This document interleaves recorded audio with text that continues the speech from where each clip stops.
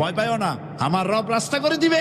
আল্লাহ রাব্বুল আলামিন হযরত মূসা আলাইহিস সালামকে অর্ডার করলেন, হাতের লাঠি দিয়া দরিয়ার উপরে আঘাত করো। হযরত মূসা আলাইহিস সালাম দরিয়ার উপরে আঘাত করলেন। রাস্তা ছিল দরকার একটার, এক বাড়িতে আল্লাহর হুকুমে লাঠি দিয়ে একটি আঘাত করার সঙ্গে সঙ্গে হযরত মূসার তার সঙ্গী সাথী দরিয়া পার হওয়ার জন্য দরিয়ার মধ্য দিয়ে আল্লাহ 12টা রাস্তা পয়দা করে দিলেন। সে আল্লাহ আছে না নাই? এত আসতে বলেন কেন?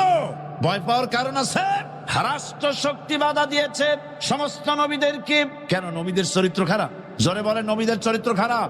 নবীদের চাইতে মাসুম বেগুনাহ উন্নত চরিত্রের মানুষ আল্লাহর আকাশের নিচের জমিনের উপরে আর হয় নাই।